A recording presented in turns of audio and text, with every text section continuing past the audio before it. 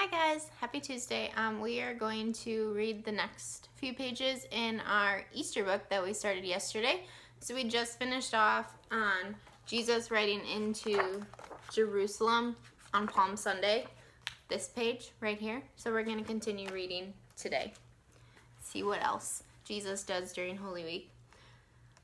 But they didn't believe Jesus was God, Dad explained. Some of the religious leaders despised Jesus because he often challenged them and the things they did.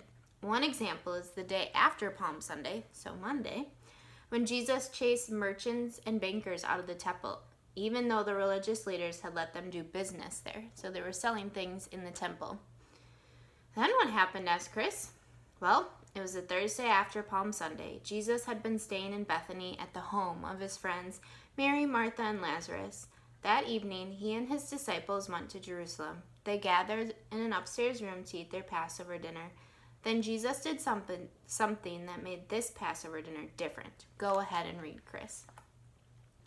And Jesus took bread, gave thanks, and broke it, and gave it to them, saying, "This is my body given for you. Do this in remembrance of me." In the same way, after supper, he took the cup, saying, This cup is the new covenant in my blood, which is poured out for you. Luke chapter 22, verses 19 and 20. Chris stopped reading. Haven't I heard those words before? Yes, you have. That was the beginning of the longest meal in history, Dad said. Come on, Dad, what do you mean? What we call the Lord's Supper, or Holy Communion, was started that night, and it continues to be celebrated throughout the world today. Jesus said, "Do this in memory of me." Believers who eat the bread and drink the wine receive the body and blood of Christ and remember all he did to win our salvation. The Lord's Supper is called a sacrament, something through which God offers his grace and grants forgiveness of sins.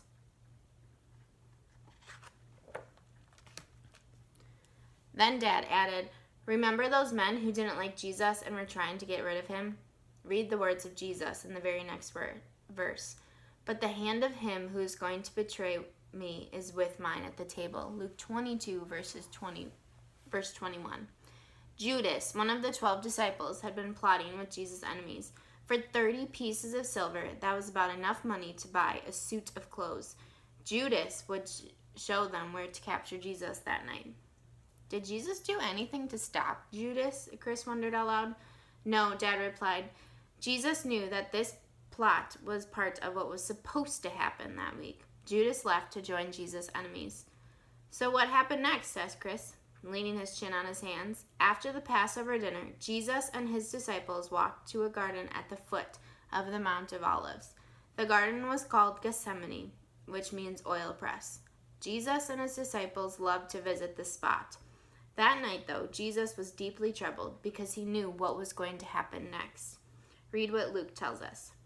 Jesus withdrew about a stone's throw beyond them, knelt down and prayed, "Father, if you are willing, take this cup from me, yet not my will, but yours be done." Luke 22, verses 41 and 42. Chris was puzzled and asked, if Jesus was God, why would he pray to himself? Good question, Dad exclaimed. Through the miracle of Christmas, God also became a true man in Jesus. The human part of Jesus could suffer, even die, as all humans do. So he prayed for God's help.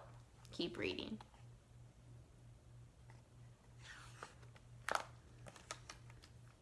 When Jesus rose from prayer and went back to his disciples, he found them asleep, exhausted from sorrow. Luke 22, verse 45. Chris demanded, "Why didn't they stay awake? I would have." "People went to bed just after dark in those days, Chris," said Mom. "They had no electric lights, so this was late for them. Besides, the disciples had no idea what a terrible time Jesus was having, or would have later." "Okay, but what happened to that traitor, Judas?" "Funny you should ask," said Dad. Judas then marched into the garden, leading a group of armed men from the temple guard. Judas had told them, "The man I kiss will be Jesus. Seize him." "Judas kissed Jesus? Ugh," muttered Chris. Mom smiled. In those days, a kiss was a way to greet someone, she explained. This kiss would let the soldiers know which man was Jesus. After all, Jesus' picture would never have appeared on TV or in a newspaper. After the kiss, the guards bound Jesus and marched him off to a hearing before the Jewish Sanhedrin or council. Dad continued, although it was late at night, the high priest Joseph Caiaphas and the council held a trial. They declared Jesus guilty of blasphemy for claiming to be the Son of God and sentenced him to death. Then they had to take Jesus before the Roman governor to get the death sentence carried out. Why? Chris asked. The Romans had final control in Judea, including all cases involving the death penalty, Dad answered. The Roman governor had to be the one to carry out the execution. So we're going to stop there for today. Tomorrow we'll read about Pilate and Jesus seeing Pilate. Have an awesome day.